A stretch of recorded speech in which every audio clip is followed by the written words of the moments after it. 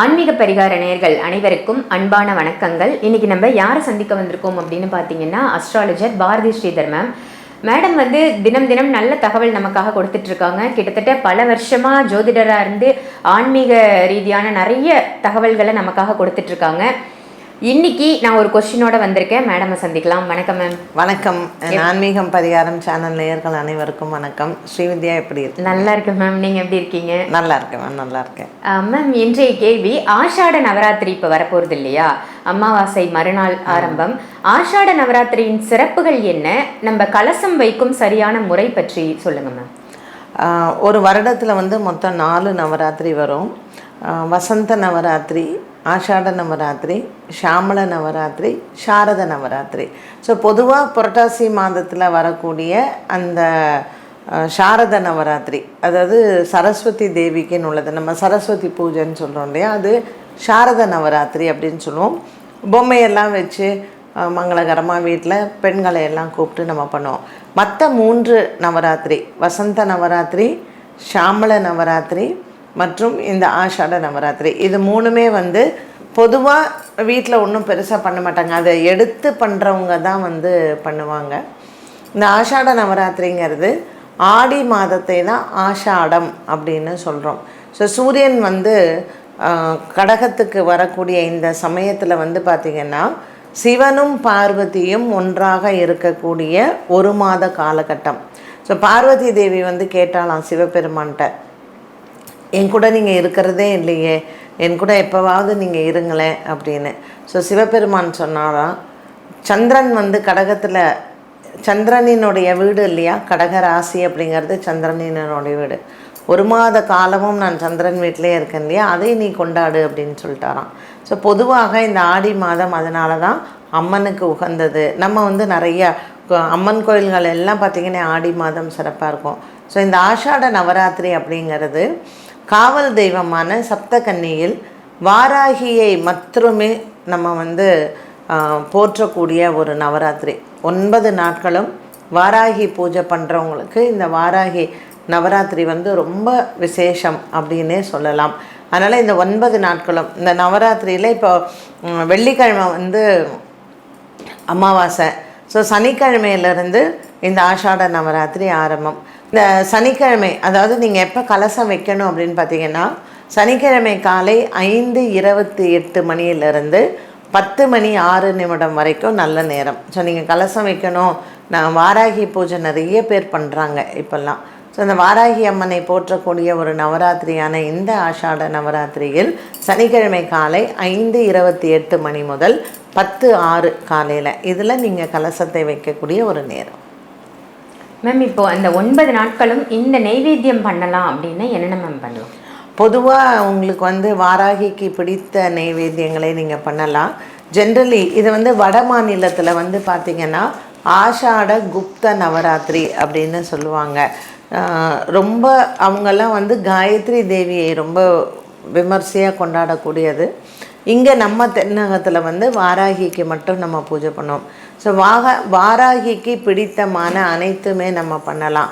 சக்கரவள்ளிக்கிழங்கு, கருப்பு உளுந்தில் ஆன வடை, அப்புறம் பார்த்திங்கன்னா எலுமிச்சம்பழ சாதம், இது எல்லாமே வாராகிக்கு பிடித்தது. அதை தவிர நம்ம இப்போ 9 நாட்கள் நம்ம இதில் எப்படி சுண்டல் செஞ்சு, ஒரு நாளைக்கு புளியோதரை, ஒரு நாளைக்கு லெமன் ரைஸு, ஒரு நாளைக்கு தயிர் சாதம், இப்படியும் நம்ம நைவேத்தியங்கள் பண்ணலாம். வெல்லத்தினால் ஆன பாயசம், அவல் பாயசமோ பால் நம்ம சக்கரை பொங்கல் நம்ம பண்ணுறோம் இல்லையா, அந்த மாதிரி சக்கரை பொங்கல் வடை, இது 9ஆம் நாள். ஸோ இந்த மாதிரியான வாராகிக்கு ஜென்ரலாகவே நம்ம வீட்டில் என்ன செஞ்சு வைப்போமே, அந்த மாதிரி கருப்பு எள்ளு இருக்குது பார்த்திங்களா, கருப்பு எள்ளு, மிளகு, கருப்பு உளுந்து, இது நல்லா வறுத்துட்டு பொடி பண்ணி வச்சு அதை சாதம், நம்ம எள்ளு சாதம் அப்படின்னு சொல்கிறோம் இல்லையா, அது மாதிரி மிளகு ஓரை இதுவும் நம்ம செஞ்சு வாராகிக்கு படைக்கலாம். இந்த நைவேத்தியங்கள் எல்லாமே சிறப்பானவை. ஸோ இது இந்த நாளில் இது தான் செய்யணும் அப்படின்னு இல்லை. நீங்கள் 9 நாட்களுமே இதில் எது வேணாலும் செய்யலாம். பட் நம்ம யூ மேக் ஷுவர், ஒரு நாள் சக்கரவள்ளி கிழங்கில் நம்ம ஏதாவது ஒன்று வேக வச்சு அதை உருண்டை பிடிச்சி சுவாமிக்கு நைவேத்தியம், ஒரு நாள் கருப்பு உளுந்து போட்டு வடை, ஒரு நாள் வந்து நீங்கள் எலுமிச்சம்பழ சாதம், ஒரு நாள் தயிர் சாதம், இப்படி 9 நாட்களும் வைக்கலாம். மேம் இப்போ ஜென்ரலாக நம்ம வந்து கொலு வைக்கும்போது இந்த நவராத்திரி நம்ம தமிழ்நாட்டில் செலிப்ரேட் பண்ணும்பொழுது அந்த 9 படிகள் 11 படிகள் படி இறக்கி கொலு வச்சு எல்லாரையும் அக்கம் பக்கத்தில் இருக்கிற எல்லாரையும் கூப்பிட்டு நம்ம வந்து என்ன நெய்வேத்தியம் பண்ணுறோமோ அதை அவங்ககிட்டயும் ஷேர் பண்ணி நம்மளும் சாப்பிடுவோம் இல்லையா? இந்த நவராத்திரிக்கு அந்த மாதிரி ஏதாவது ஸ்பெஷல் இருக்கா? இல்லை, இது வெறும் வாராகிக்கு மட்டும்தான் பண்ணக்கூடிய அந்த ஆஷாட நவராத்திரி. ஜென்ரலாக ஏன் வாராகிக்கு பண்ணுறாங்க அப்படின்னு பார்த்தீங்கன்னா, சூரியன் வந்து இப்போ இந்த உத்தராயண புண்ணிய காலத்தில் இது கடைசி சூரியன் வந்து மிதுனத்தில் இருக்கார். ஆனி மாதம் முடிய போகிறது இல்லையா? இந்த தடவை என்னன்னு கேட்டிங்கன்னா, இந்த அமாவாசை முன்னும் பின்னுமா வருது. அமாவாசை முன்னாடியும் பௌர்ணமி பின்னாடியும் வருது, மாறி வர்றதுனால. இல்லைன்னா இது ஆடி பிறந்து நம்ம இந்த அமாவாசையில் ஆனி மாதம் இந்த அமாவாசை பிறந்து 17ஆம் தேதி பார்த்திங்கன்னா ஆடி மாதம் நமக்கு பிறக்குது.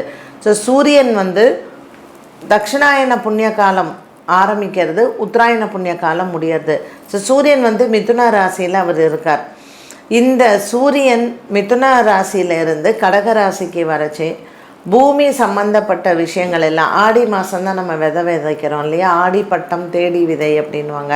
ஸோ மண்ணுக்கு உகந்த பூஜைகள் எல்லாமே வந்து பார்த்திங்கன்னா இந்த ஆடி மாதம்தான். ஆடி 18ஆம் பெருக்காக இருக்கட்டும், ஆடி 5ஆம் தேதியாக இருக்கட்டும், இல்லைன்னா ஆடி மாதத்தில் வரக்கூடிய பூரமாக இருக்கட்டும், ஆடி பூரம் உற்சவம், இது எல்லாமே மண் சம்பந்தப்பட்டது. ஸோ இந்த சூரியனினுடைய ஒளி அதனுடைய பாதை மாறும் பொழுது நம்மளுடைய மண் வளம் பெருகும். அப்போ இந்த பூமிக்கும் மண்ணுக்கும் இருக்கக்கூடிய இந்த வாராகி அம்மன் நமக்கு காவலாக இருக்கக்கூடியவளை நம்ம போற்றுவது தான். நம்ம மண் நல்லா இருக்கணும், நம்ம பூமி நல்லா இருக்கணும், பூமியில் விளையக்கூடியது நல்லா இருக்கணும், மக்கள் நல்லா இருக்கணும் அப்படிங்கிறதுக்காக இந்த சப்த கன்னியில் வாராகியை அதிகம் போற்றுவது. ஸோ வாராகிக்கு பண்ணும் பொழுது கண்டிப்பாக ராஜமாதங்கியும் பாலாவையும் நம்ம ஆராதிக்கணும். அப்போ நீங்கள் வாராகிக்கு இது பூஜை பண்ணுறீங்கன்னா கூடவே ராஜமாதங்கியும் அவங்க கூட பாலாவையும் நீங்கள் வைக்கிறது நல்லது. ராஜமாதங்கி யார் அப்படின்னு கேட்டிங்கன்னா கையில் வீணையோடு இருப்பாங்க. என்கிட்ட ஒரு சின்ன விக்கிரகம் இருக்குது, நான் காமிக்கிறேன். இது கையில் வச்சுருக்காங்க பாருங்கள், இதுதான் ராஜமாதங்கி அப்படின்னு சொல்கிறது. ஸோ நானும் வந்து வாராகி வச்சுருக்கேன். இந்த ராஜமாதங்கியும் பாலாவோடையும் சேர்ந்து வைக்கணும். வாராகி எப்போவுமே தனியாக வச்சு பூஜை பண்ணுறது இல்லை. ஸோ நீங்கள் படிக்கட்டெலாம் வைக்கணும் அப்படிங்கிறது இல்லை. நம்ம வாராகியும் ராஜமாதங்கியும் அந்த பாலாவுக்கும் சேர்த்து பூஜை பண்ணலாம். ரொம்ப அருமையாக சொன்னீங்க மேம். இப்போ ஸ்பெஷலாக நீங்கள் இப்போ பூஜை பண்ணலாம், வாராகிக்கு ராஜமாதங்கிக்கு பாலா 3 அம்பாளுக்கும் நம்ம பூஜை பண்ணலாம் அப்படின்னு சொல்லியிருக்கீங்க இல்லையா? காலை மாலை எந்த நேரம் மேம் உகந்தது? இது வந்து கன்வீனியன்ஸ் தான்மா. இப்போது வேலைக்கு போகிறவங்க காலைல பூஜையை முடிச்சுட்டு அவங்க போயிடலாம். ஸோ வாராகிக்கான ஸ்லோகங்கள் இருக்குது, வாராகி காயத்ரி இருக்குது, ஒவ்வொருத்தர் ஒவ்வொரு மாதிரியான மந்திர உபதேசங்கள் எடுத்திருப்பாங்க. ஸோ ஸ்ரீவித்யாவில் வரக்கூடிய மந்திர உபதேசங்கள் எடுத்தவங்க அந்த மந்திரங்களை சொல்லி பூஜை பண்ணுவாங்க. ஸோ இது நீங்கள் யாரை பூஜை பண்ணுறீங்க அப்படிங்கிறது தான். என்ன மந்திரம் காலையில் நீங்கள் வந்து சூரிய உதயமாகி எந்திரிச்சு ஒரு 7-8 மணிக்குள்ளே பூஜை பண்ணுறது நல்லது. அப்படி இல்லைன்னா சாயந்தரம் விளக்கேற்றிட்டு 6 மணிக்கு மேலே ஒரு 7-8 மணிக்கு பண்ணுறது விசேஷம். ஆஷாட நவராத்திரி பற்றி ரொம்ப ஒரு அருமையான தகவல் கொடுத்தீங்க மேம். எப்போ எந்த டைமில் நம்ம கலசம் வைப்பது சிறப்பு, வாராகியோட எந்த அம்பாள் கூட இருந்தால் நமக்கு இன்னும் அனுகிரகம் கிடைக்கும் அப்படின்னு சொன்னது ரொம்ப அருமையாக இருந்தது மேம். நல்ல தகவல், நன்றி. நன்றிம்மா.